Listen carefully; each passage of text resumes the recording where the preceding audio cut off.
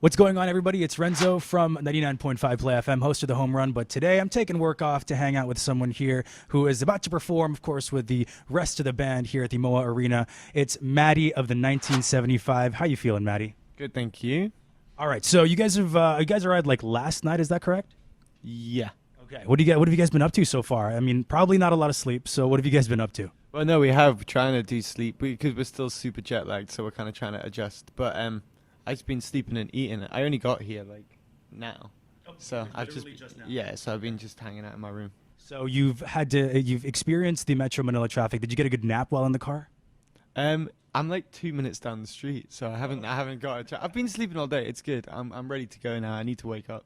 All right, cool. Well, I want to get into the upcoming record, Notes in Conditional Form, and sort of like this metamorphosis that the band has taken on. And I think what a lot of people like about the 1975 is that you, and of course the guys have undergone a lot of changes artistically and musically while still quintessentially remaining yourselves. Now, this change in the band is also coming from something that's not so exciting. I know the band has been using its platform and music to talk about climate change and putting more awareness to that. And first of all, I want to say thank you to you and of course to the rest of the guys for doing that.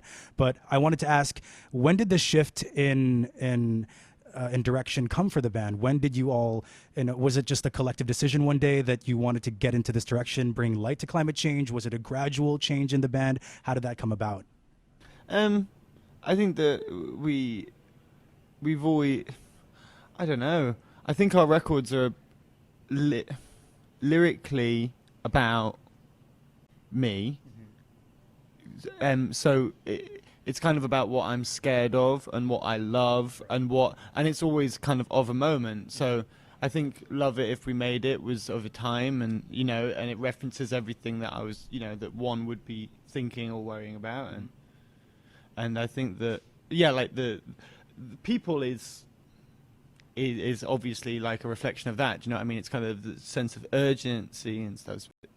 But the Greta track was because it's like the fourth time we were approaching the same opening on one of our records, and we wanted it to be the most modern statement possible, and she holds the most modern statement, So it was kind of just giving that a platform, another platform, Yeah, that's true. And we are talking about the brilliant Greta Thunberg, who's been doing everything she can to bring light to climate change awareness and doing so many things, beautiful things around the world, for the world. Now, what was it like working with her? I know you've mentioned in the past that not everyone in the music industry wanted to work with her and was okay with working with her, or... I didn't mention that. I think that's just a story that's come out. I don't know anything about that. I think that all I know is that they had wanted to be involved in something that was big pop culture wise because they knew that that's where a big young audience was.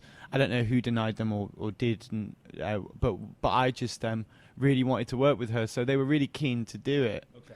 And I met them. It lasted. We record. I just kind of got her to.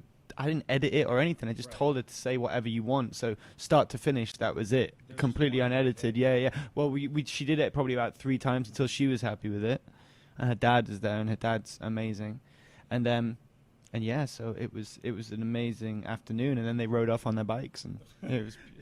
So you had no pushback from any higher ups or anything, bringing up the idea, working with her. There was no difficulty trying to make that happen. We don't have any higher ups. You are the higher ups. We are the higher ups.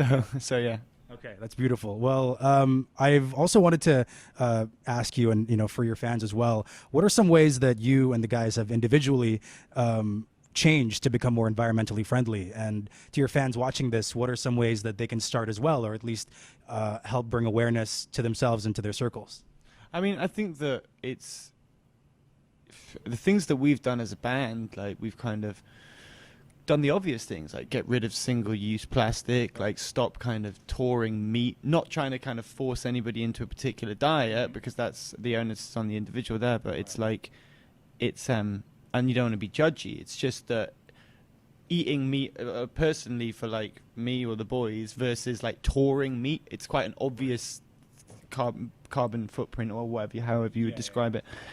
We now have like an eco advisor on our tour who's like a new job.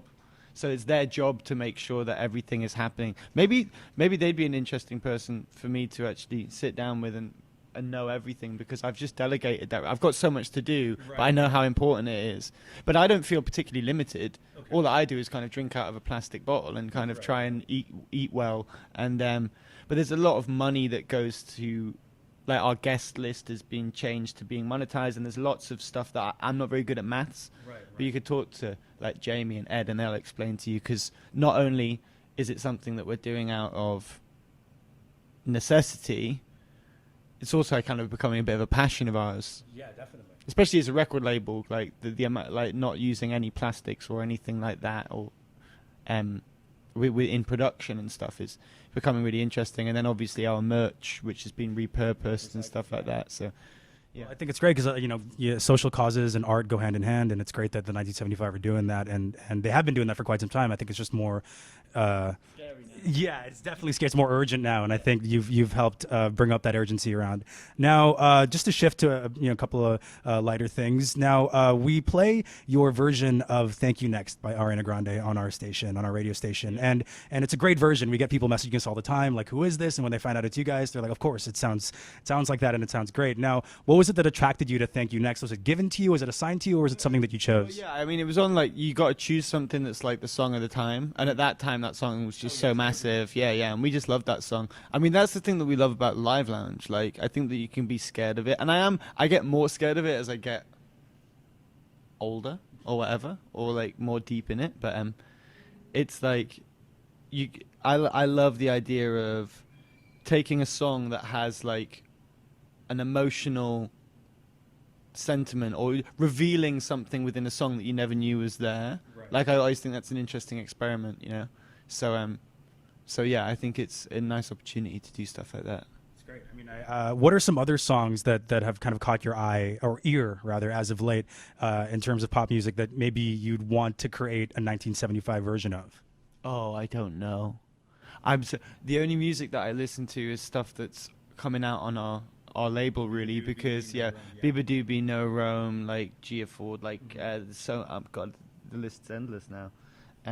But we've kind of signed quite a few amazing new artists. So like, if it's not working on the next record, it's listening to that. So there you go. Now, I did want to ask, a lot of downtime on tour for you and the boys.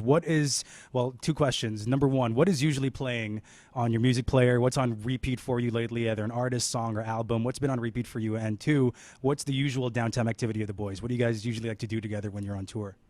We eat together. Right. Like, that's the main thing that we do. Do you know what I mean? Because like, we'll be in places a lot of the time for like 24 hours. Right. Places that we've been before, and sometimes places that we're actually really comfortable in now. Right. Do you know what I mean? Like home, yeah, exactly. Or like Tokyo or somewhere like that, which is a strange place to be really familiar with, but like we are now. And we spent a lot of time there, and we kind of, so we just hang out in the places that we know, and we've got this kind of, we try and, I suppose, keep it as domestic feeling as possible. Mm-hmm. Not to say that we don't like embrace the adventure, but it's nice to just, especially because we're touring for like 2 years, like, we've got a lot of time, we've got to pace ourselves, but what's always playing, I think, like, I just kind of like skip back to music that I was into when I was younger. So like, I think that this record's been like a lot of like garage music, like a lot of like UK kind of house music and garage music, dance culture. And that is kind of like the inspiration for the upcoming album. I think there's a lot of that on there, but there's a lot of everything on there. And I listen to a lot of kind of like what I would call emo music, but not like the Midwestern. Yeah, like Midwest kind of, exactly. Kind of stuff, yeah, all of Mike's stuff and all of like the kind of the odd. Yeah, pretty much Mike and Sub was in every band that I would reference. So yeah. Okay. Well, thank you so much for sitting down with us, Matty. I know it's been quite the hectic tour for you guys. Now, one last question before you go. What's next after, let's say Notes of Conditional Form comes out and you guys are done touring around and everything? What do you think is next for the 1975 in terms of I guess, artistically, or have you not planned that far ahead yet?